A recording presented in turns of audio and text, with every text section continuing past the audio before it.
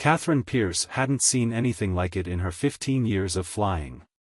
The night sky over Montana erupted in streams of purple light, like silent lightning striking upward instead of down. Her security patrol route for the Mackenzie Research Complex had just gotten a lot more interesting. Control, this is Echo 7. We've got some serious atmospheric disturbance here. Permission to investigate? The radio crackled. Negative, Echo 7. Maintain your patrol pattern. We're tracking multiple bogies entering atmosphere. Catherine's fingers tightened on the helicopter's controls. After leaving the Air Force, she'd taken this private security job expecting quiet nights and decent pay. Now her combat instincts were screaming that something was very wrong. A massive object punched through the cloud cover, trailing fire and fragments of what looked like crystalline metal. It was easily the size of a commercial airliner, but its design was like nothing she'd ever seen. The object careened toward the dense forest below, its descent marking a violent path through the trees before disappearing from view. Control, we have impact. I'm seeing at least one crash site, bearing 240, approximately 12 clicks from the perimeter. Acknowledged, Echo 7. Special response teams are en route. Do not. The radio dissolved into static as another wave of purple energy rippled across the sky. Catherine switched frequencies but found only white noise. The helicopter's instruments flickered, and for a moment, she feared she'd lose control entirely. Then she saw them, three dark shapes emerging from the clouds, their forms sleek and predatory. They moved with impossible speed, bearing down on the crash site. Whatever had fallen was about to have company, and Catherine doubted they were coming to help. She had orders to maintain her patrol. She had protocols to follow. But something in her gut told her this wasn't the time for protocols. Banking hard, Catherine turned her helicopter toward the crash site. The landing zone was a nightmare. Broken trees and scattered debris created a natural obstacle course. Catherine sat down in the smallest clearing she could find, grabbing her emergency kit and sidearm. The wreckage threw off a pale blue glow, casting eerie shadows through the settling dust and smoke. As she approached, she heard the sound of combat, energy weapons, if she had to guess, though unlike any she'd heard before. A figure burst from the wreckage, tall and elegant despite obvious injury. The being wore armor that seemed to flow like liquid metal, its surface reflecting the forest in rippling patterns. Most striking was the crown-like structure that emerged from the helmet, marking its wearer as someone of importance. The figure stumbled, one hand pressed against its side where the armor had been breached. Catherine's training warred with her common sense. This was clearly not human, possibly hostile, definitely dangerous. But it was also wounded and under attack. Over here. Catherine called out, decision made. I can help. The figure turned, revealing glowing silver eyes behind its faceplate. It spoke, its voice carrying both authority and pain. Human. You should not be here. They will kill you without hesitation. Yeah? Well, they'll have to catch me first. Catherine moved forward, offering support. I'm Catherine. And you are? I am Vexera, Queen of the Astrian Empire. The alien's voice held pride even in its weakened state. And you, Catherine, are either very brave or very foolish.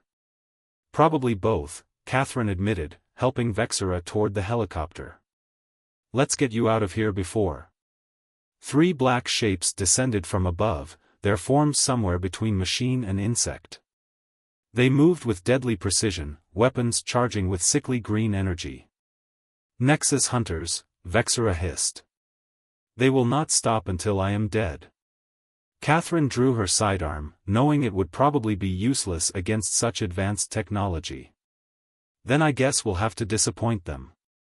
The first hunter launched itself forward, its attack interrupted by a burst of silver energy from Vexera's gauntlet. The second and third split up, trying to flank them. Catherine fired at the closest one, her bullet sparking off its armored shell but forcing it to adjust its approach. "Your weapons are primitive," Vexera observed, her tone somewhere between disdain and curiosity. "Maybe," Catherine grunted, shoving Vexera behind a piece of wreckage as green energy scorched the ground where they'd stood. "But I'm guessing they don't expect primitive. Sometimes that's an advantage." She grabbed a flare from her kit, struck it, and threw it directly at the nearest hunter. The sudden, intense light seemed to disorient its targeting systems, giving Vexera the opening she needed to destroy it with another blast of energy. 2 down, 1 to go. But Vexera's injury was taking its toll, her movements becoming less fluid. The final hunter sensed weakness, pressing its attack with ruthless efficiency. Catherine had one last idea, either brilliant or suicidal. "Cover me," she shouted, sprinting toward her helicopter. The hunter followed, its attention split between her and Vexera. Perfect.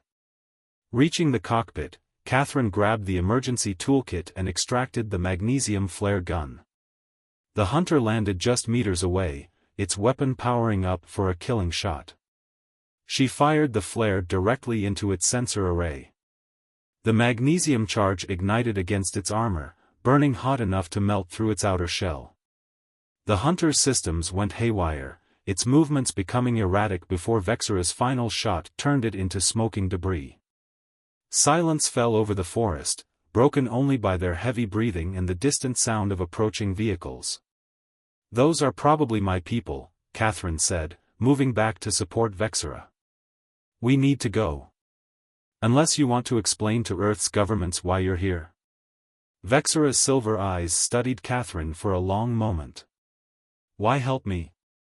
Your world owes me nothing." "Because it was the right thing to do," Catherine replied simply. "And because something tells me those hunters aren't just after you.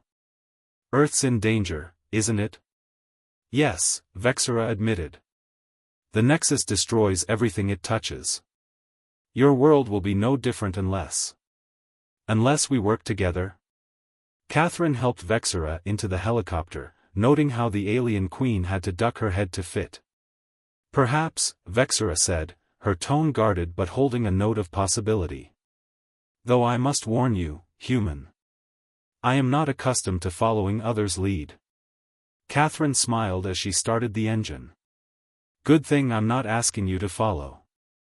I'm asking you to collaborate. Big difference." As they lifted off into the night sky, Catherine couldn't shake the feeling that this was just the beginning of something much bigger than either of them. Earth's future might depend on how well a human pilot and an alien queen could learn to trust each other. And maybe, just maybe, that wasn't such a bad thing. The abandoned mining complex wasn't much, but it was defensible. Catherine watched as Vexera paced the command center they'd improvised, the alien queen's armor catching the dim light of emergency generators. 2 weeks had passed since their escape from the crash site, and Earth's situation had gone from bad to catastrophic.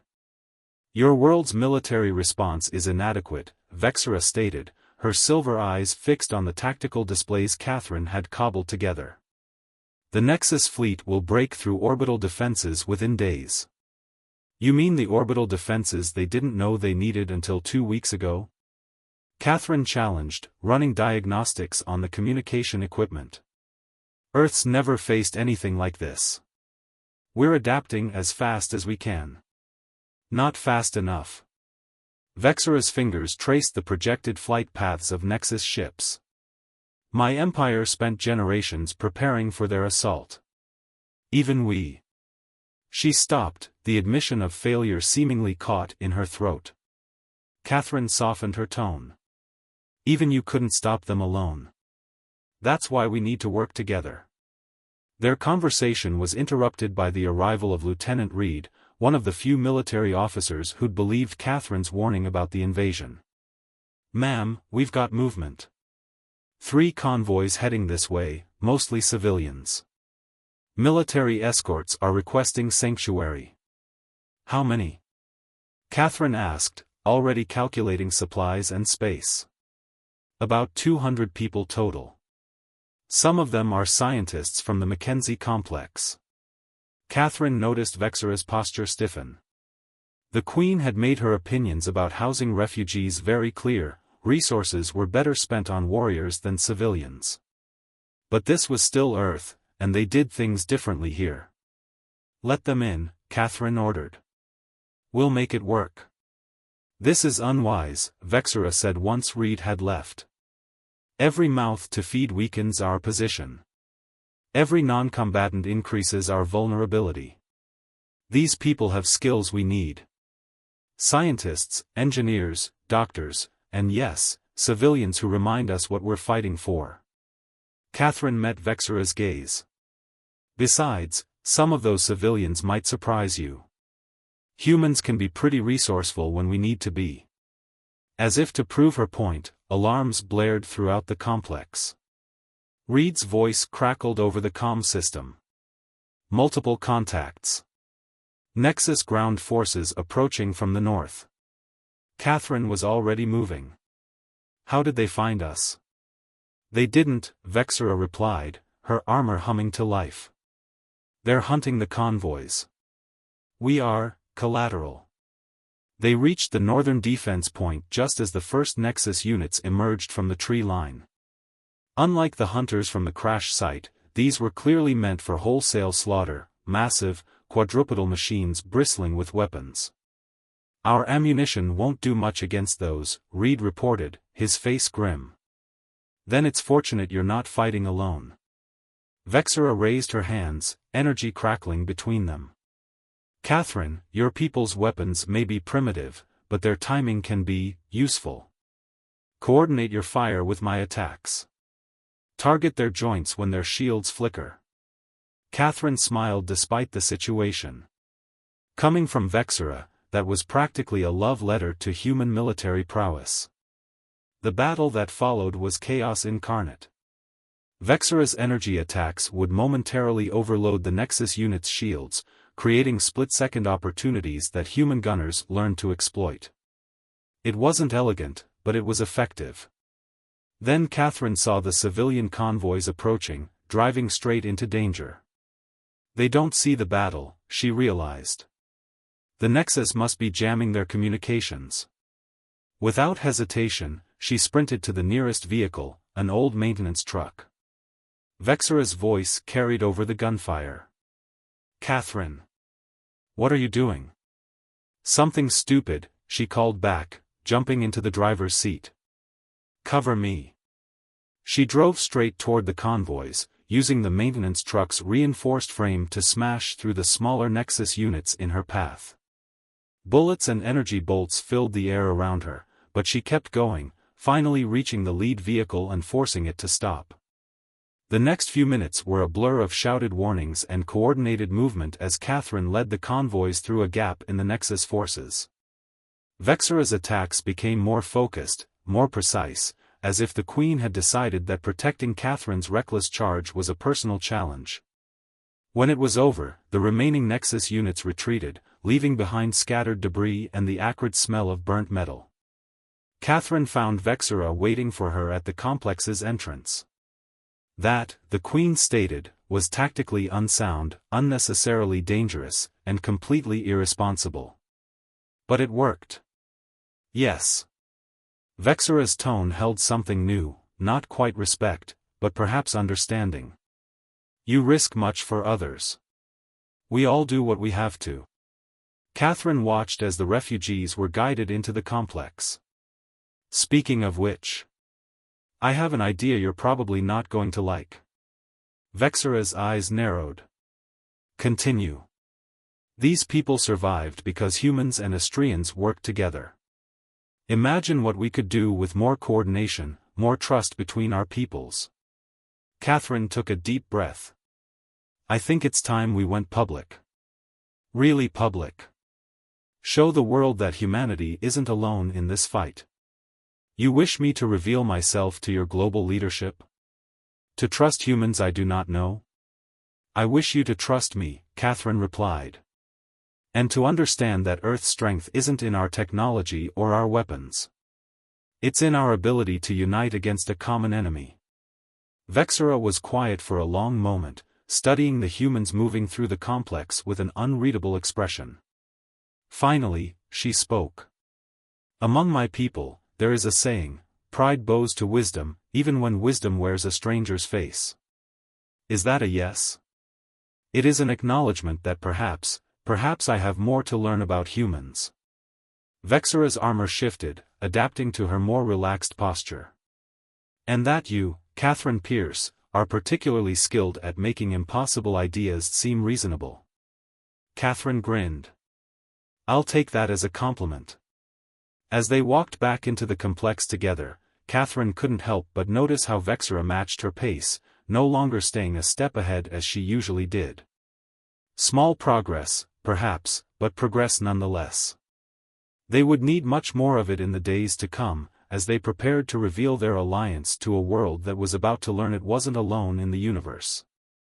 And if Catherine's heart beat a little faster when Vexera stood close, well, that was a complexity she'd deal with later. Right now, they had a war to win. The United Nations Security Council chamber buzzed with tension as Vexera stood before the assembled leaders. Catherine watched from the side, trying to hide her anxiety behind a professional facade.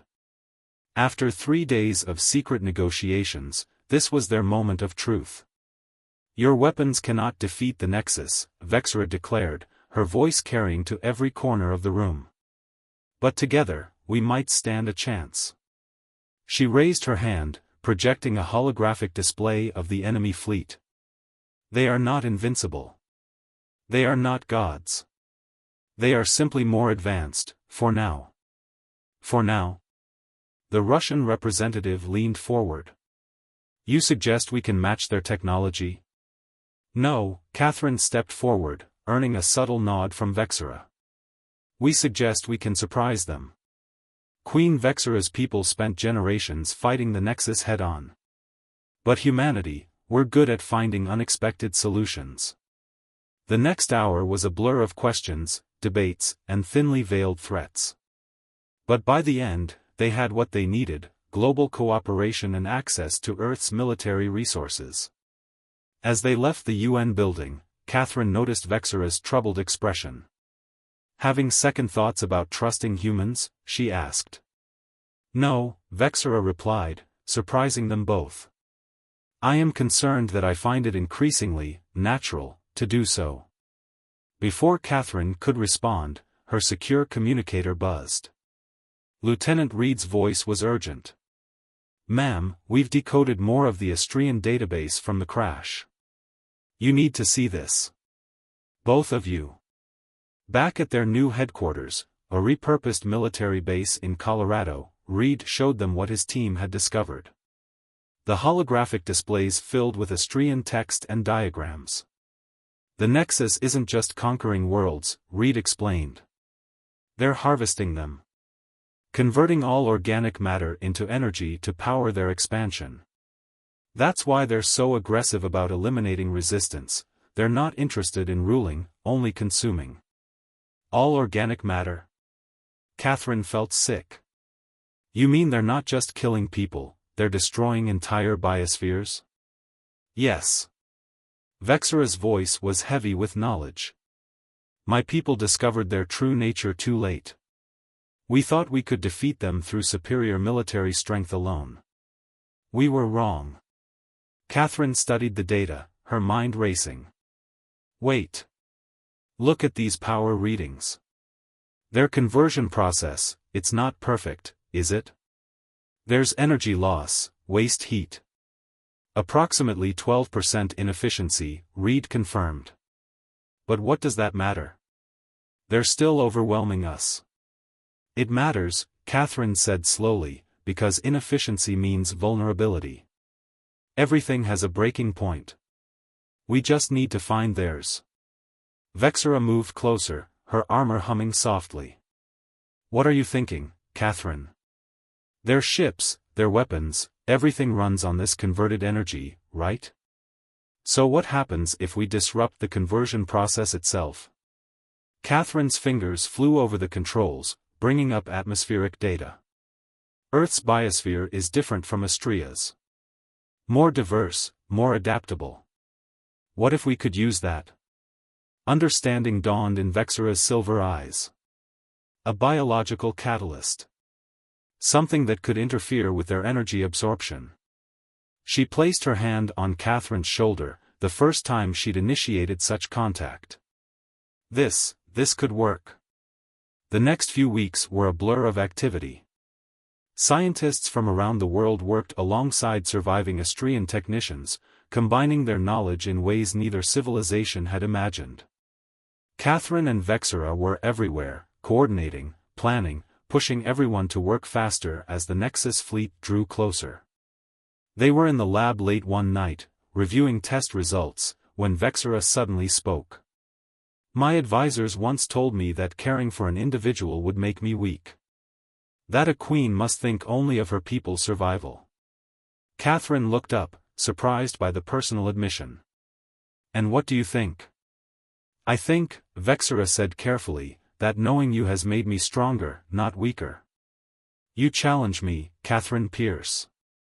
You make me question assumptions I've held for centuries. Centuries? Catherine blinked. Just how old are you? Old enough to know better, Vexara replied, a rare hint of humor in her voice. Yet young enough to still be surprised. She stepped closer, her presence making Catherine's heart race. Does that trouble you? No, Catherine answered honestly. What troubles me is wondering if we'll have time to explore, whatever this is, after we save our worlds. Vexara's response was interrupted by alarms blaring throughout the base. Reed burst into the lab. They're here. The Nexus fleet just appeared in orbit. Hundreds of ships, maybe thousands. Catherine and Vexara shared a look. Their prototype wasn't ready, their forces weren't fully coordinated, but they were out of time. Order all units to defensive positions, Catherine commanded. And get me every agricultural and weather control satellite we've modified. If we're going to do this, we do it now. My remaining ships will engage their fleet, Vexara added. We cannot defeat them, but we can keep them occupied while your plan unfolds. She turned to Catherine. You realize the risk? If this fails, then we fail together, Catherine finished. But it won't fail. You know why? Vexara tilted her head. Enlighten me. Because you've got human ingenuity and stubbornness on your side now. And we're really bad at accepting no-win scenarios. A smile flickered across Vexara's face, the first Catherine had ever seen. Then let us show the Nexus what our worlds can accomplish together. As they moved to their battle stations, Catherine felt Vexara's hand brush against hers. A small gesture, perhaps, but one that carried the weight of possibility. First, they would save their worlds. Then, maybe, they could explore what it meant for a human and an alien queen to find something worth fighting for beyond mere survival. Space lit up like a deadly fireworks display as Astrian ships clashed with the Nexus fleet. From the command center deep beneath the Rocky Mountains, Catherine watched tactical displays while coordinating with military forces worldwide. Every second counted now. Modified satellites in position, Lieutenant Reed reported. Weather control systems ready. Agricultural dispersal units standing by. Catherine nodded, her attention split between multiple screens. Status of the biological catalyst? Production at maximum capacity. We're synthesizing it as fast as we can, but... Reed hesitated. The Nexus ships are moving faster than anticipated. They'll be in position to begin planetary harvesting before we have enough catalyst to guarantee success. A familiar presence appeared at Catherine's side. Vexara had exchanged her ceremonial armor for battle gear, though she still managed to look regal. Then we must buy more time, the Queen stated. My flagship remains intact. With a small team, we could deliver the catalyst directly to their command ship. That's suicide, Catherine protested. Their defenses are too strong. Perhaps. Vexara's silver eyes held Catherine's gaze. But I will not watch another world fall to the Nexus. Not while I draw breath. Not your world, Catherine. The intensity in Vexara's voice made Catherine's heart skip. Before she could respond, new alerts flashed across the screens. The Nexus fleet was deploying their harvest ships, massive vessels that would begin converting Earth's biosphere into energy. We're out of options, Reed said quietly. And out of time. Catherine took a deep breath. Not yet, we're not. Lieutenant, you have command of the ground operation. Continue with the satellite deployment. We'll proceed with both plans. She turned to Vexara. I'm coming with you. Catherine. Don't. Catherine's voice was firm. You need someone who knows Earth's atmospheric conditions to calibrate the catalyst. Besides, you said it yourself, we're stronger together. For a moment, it seemed Vexara would argue. Then her expression softened almost imperceptibly. Very well. But we leave now. The next hour was a blur of preparation. A small team of human and Astrian specialists was assembled. The catalyst was loaded onto Vexara's flagship, along with equipment needed to modify it for maximum effect. As they prepared to depart, Reed approached Catherine. The President asked me to give you this. He handed her a small box. Inside was a medal, the highest civilian honor for service to humanity. He said, win or lose, Earth won't forget what you're doing. Catherine closed the box without putting on the medal. Tell him to hold on to it. We're not done yet. The journey to Vexara's flagship was tense. They had to use small, stealthy transport ships to avoid detection, all while the battle raged around them. Once aboard, Catherine was struck by how seamlessly the human and Astrian crew worked together. Crisis, it seemed, was a universal language. In the flagship's command center, Vexara outlined their plan. The Nexus command ship coordinates all harvest operations. Their defenses are formidable, but they have one weakness: they must lower their energy shields to begin the conversion process. That's our window, Catherine continued. We'll have maybe 30 seconds to get close enough to deploy the catalyst. Once it's released into their energy collection system, it should spread through their entire fleet. And if it doesn't work? Someone asked. Then Earth falls, Vexara replied simply. And we fall with it. As the crew dispersed to their positions, Vexara drew Catherine aside. There is something I must say, in case. Don't, Catherine interrupted. Whatever it is, tell me after we win. Vexara studied her face. You humans. Always so certain of victory, even in the face of impossible odds. Not certain, Catherine smiled. Just stubborn. The next few hours were the most intense of Catherine's life. The flagship pushed through the chaos of battle, taking hits but pressing forward. The Nexus command ship grew larger on their screens, its massive form dwarfing everything around it. Then the moment came. The harvest ships moved into position, their energy collection systems powering up. The command ship's shields began to flicker as it prepared to coordinate the planet-wide harvesting. Now! Catherine shouted.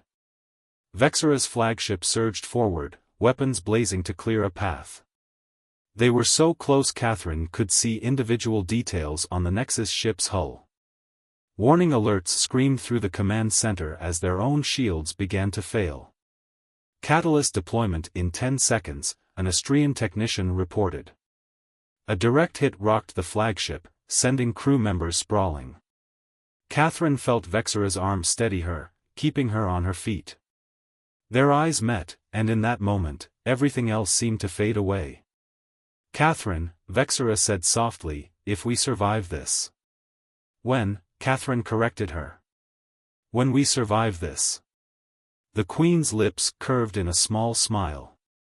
When we survive this, there is much I wish to discuss with you. Catalyst ready, the technician called out. Catherine turned back to the screens, Vexera's hand still on her arm. Then let's make sure we get that chance. Deploy catalyst. All ships, execute final phase. As the catalyst launched toward the Nexus command ship, Catherine silently prayed that human ingenuity and Astrian technology would be enough. They had one shot at this. One chance to save everything, and everyone, they held dear.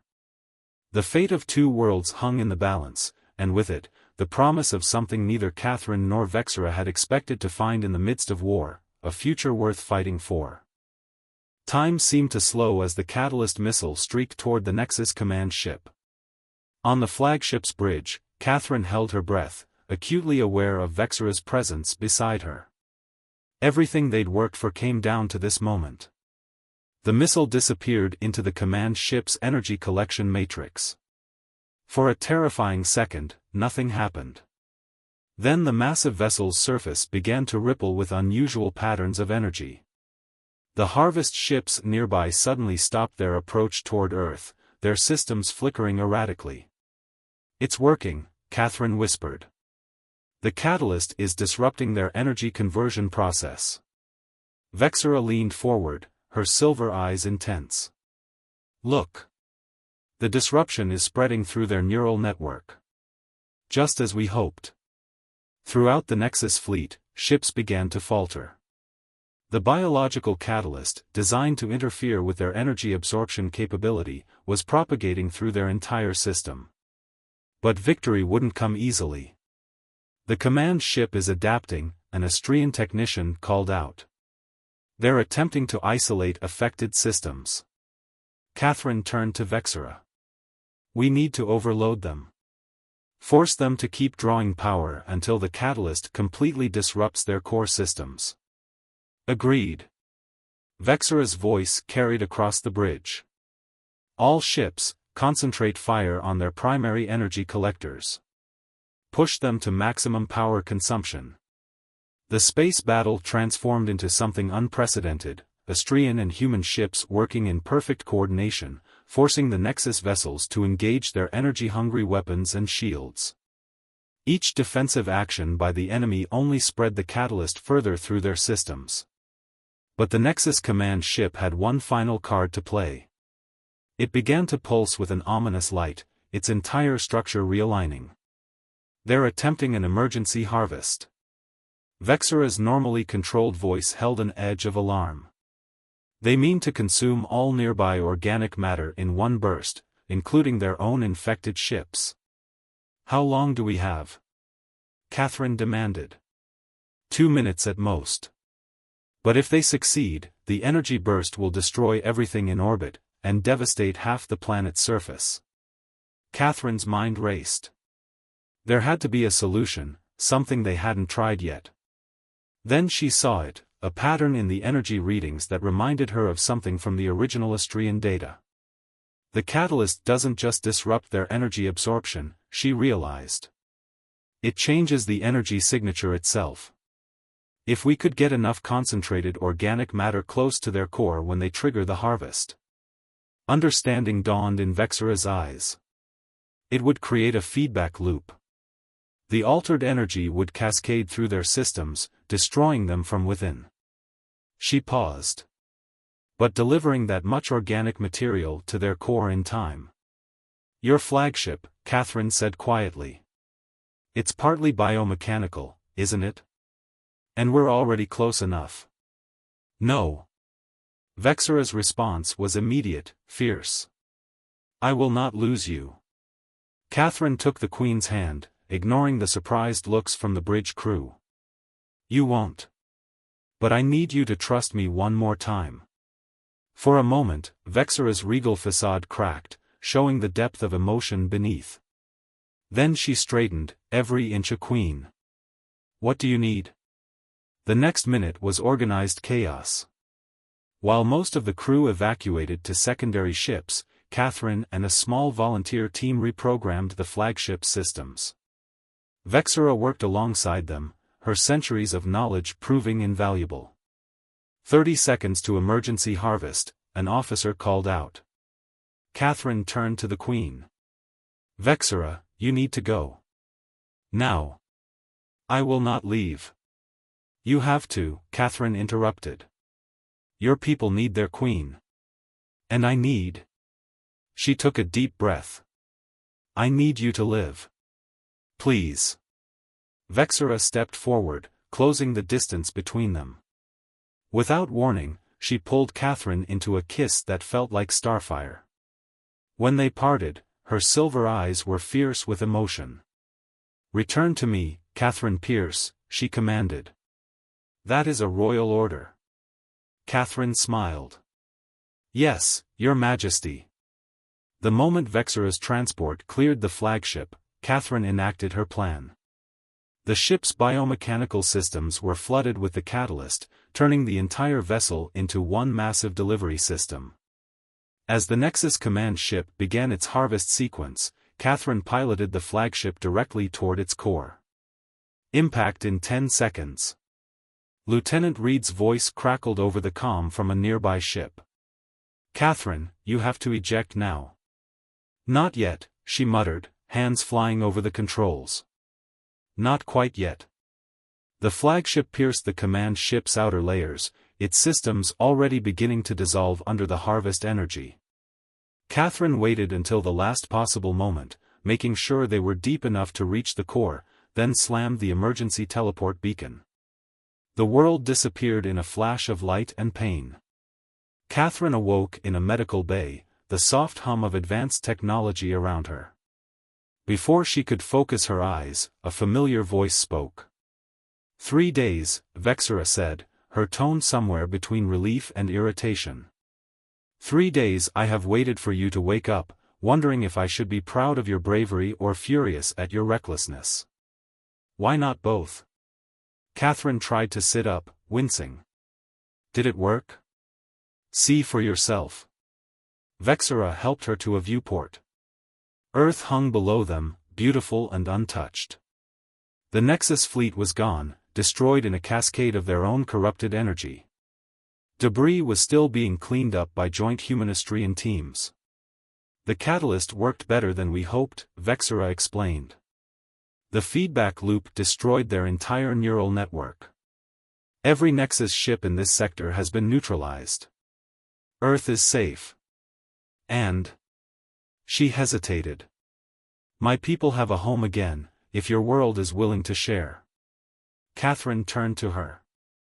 And their queen? Will she stay? Vexera's hand found hers. I have discovered something unexpected on this world. Something worth more than all the empires in the galaxy. What's that? A future I never imagined. With someone who challenges me, inspires me, and makes me want to be more than just a queen.